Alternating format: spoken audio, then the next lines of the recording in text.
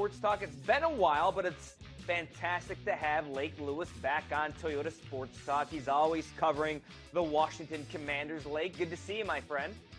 Hey, good to be on with you again, Scott. So I saw you a bunch at OTAs and mini camp, kind of everybody getting ready for training camp. Now the players enjoying their summer break. Any kind of big takeaways that you saw in Ashburn? Anything that kind of put the antennas up? Yeah, I mean, they've got a lot of young talent. And I think, from a depth standpoint, I think this might be the first year where you could probably see it all come together where, if you lose a frontline player, maybe the guy behind him is not too bad and could give you some quality play. We remember what happened with the offensive line last year with all the injuries. It just didn't work for them. But I think with Eric Bieniemy being the new coordinator, perhaps he pulls the best out of the offensive line and maybe wasn't as bad as we thought. But more importantly, they have depth across that line. So I just think that those are the things that really jumped out. And then, of course, I thought their first-round pick, Emmanuel Forbes, looked pretty good to me. I like what I saw in him as far as his coverage skills. You mentioned the name Eric Bieniemy, and he looks and he sounds like a head coach out there on the practice field. I mean, Rivera's silent, just kind of sitting there. Bieniemy's barking, vocal, using some choice words with the players. I mean, he's acting like a head coach. He really is. He looked like he was the coach out there on the field. And we also saw him get after guys, whether it was Terry McLaurin or Jahan Dotson. If you made a mistake, he let you know. He told guys to get off the field a couple times.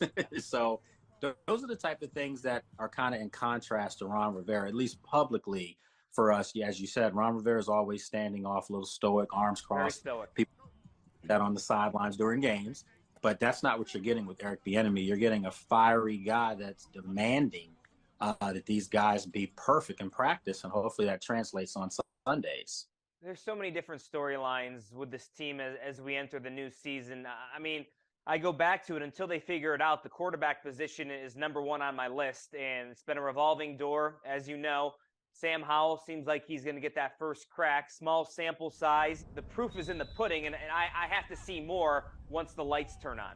Yeah, I mean, we all do.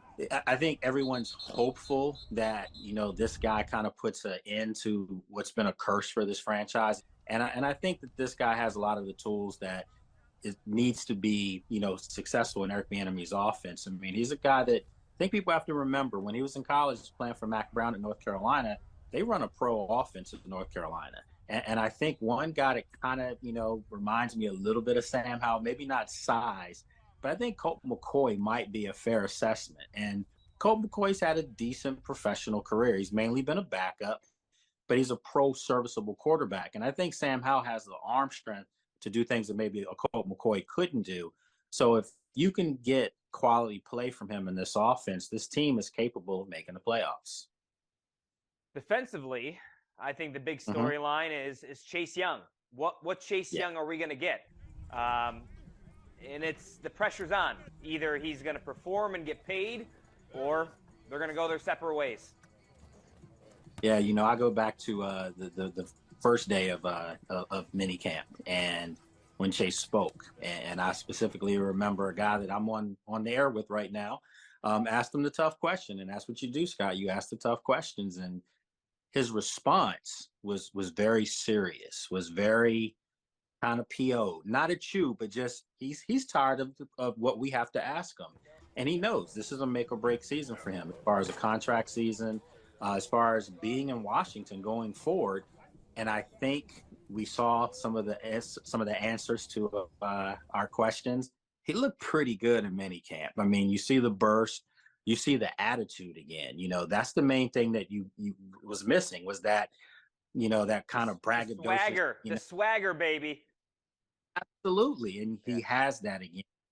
I think that that's a great thing for this defense because if you can get that guy playing the way he's capable of playing and maybe a Montez Sweat on the other end who's under a contract situation, this defense could be really good if they take off. Lake, there's no reason why this defensive line can't dominate. I look at the Alabama wall, Daron Payne, Jonathan Allen, get something out of Sweat, get something out of Chase Young, make the quarterback uncomfortable. Then you got to improve secondary, ball hawking player in Forbes, Fuller. You got a couple of good safeties back there and Cam Curl. I mean, come on, the ingredients are there. I think everything is there for them. We know about the secondary. You go out and you draft Emmanuel Forbes.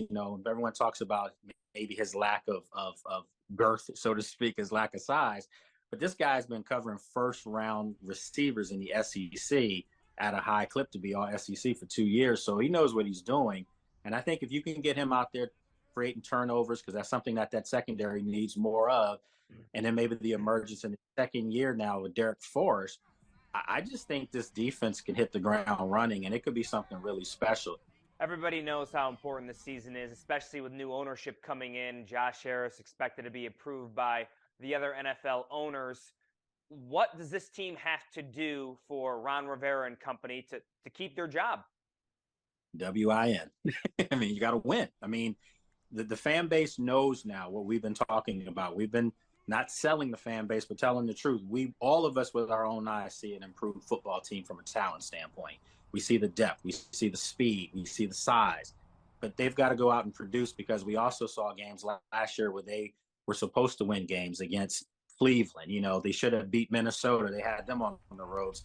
Now you have Eric Bieniemy, who's out there barking at the guys, demanding certain things in practice.